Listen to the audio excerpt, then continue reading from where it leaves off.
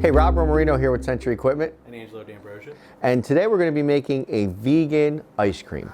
At Sentry Equipment here, we try to be on the forefront of the trends and what's happening and what's new and what's hot. 5 years ago, we were pushing vegan products for our customers, and nobody was really jumping on. Obviously, the vegan market really wasn't developed as of yet in the dessert world. The products weren't that great, the options weren't that great, and the market wasn't that great.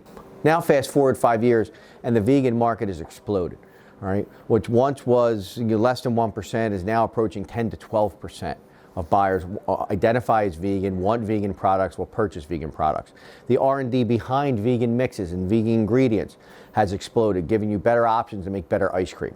So what we want to show our customers today is if you have a batch machine, you should be making your vegan ice cream. Okay, a vegan tub, if you buy it wholesale, can be anywhere from $60 to $90, where you can make a vegan tub of ice cream for probably less than 20, okay, depending on your ingredients. So the profit making yourself is tremendous. The options are tremendous. The flavors are tremendous. A lot of times when you're buying vegan wholesale, the wholesalers are a little bit limited in the flavors that they offer. Making it yourself, opportunities abound. Okay, today we're going to be making a vegan key lime. So when you're sourcing your ingredients, obviously you have to start with a vegan mix, which we're doing here. We have a vanilla extract, we have a key lime extract, and then we have actually a vegan pie mix, a key lime pie mix. So when we combine all these vegan ingredients with our vegan mix, obviously we're going to end up with a vegan product. But it's just like when you make your own ice cream. You do want to experiment, you do want to taste, you do want to see how this thing's going to be like. There's not a big recipe book for vegan products out there, so a lot of it's trial and error. So let's throw some stuff in and see how we end up.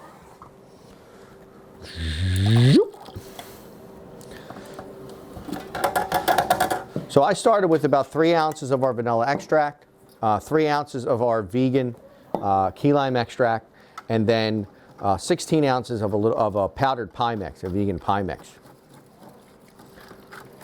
So we're going to kind of blend this all together and taste it, see how it tastes. And remember, if it tastes good here, it should taste good there. But you will dilute it a little bit when you add some air into the product, and it loses a little bit of potency. Get that off the sides too. So what we want to do is mix this up.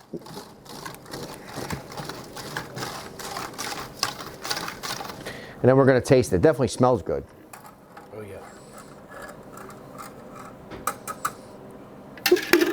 All right, let's give it a taste.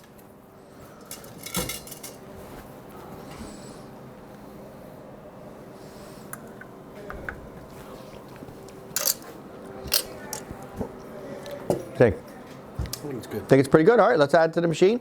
See how it turns out.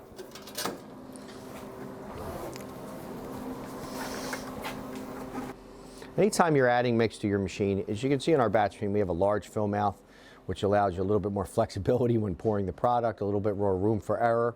But slow and steady wins the race with this. You want to make sure that if you're adding product, you want to kind of watch the difference. Look at all I'm saving here, okay?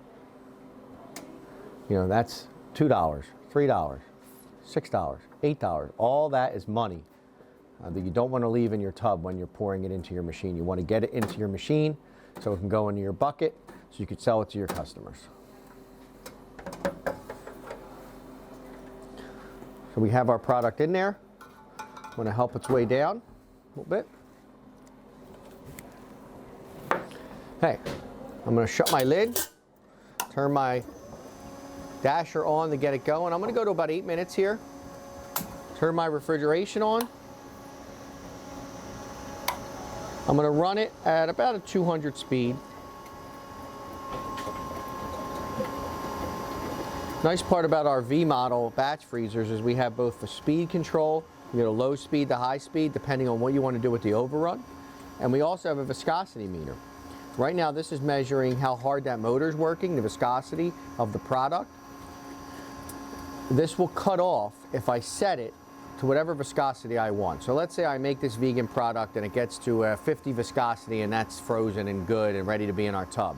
Next time I make my batch, I can go to set it for 50, and the refrigeration on our machine will cut off at 50. Right now I have it set to 100 because I don't know what the viscosity of this product is going to be.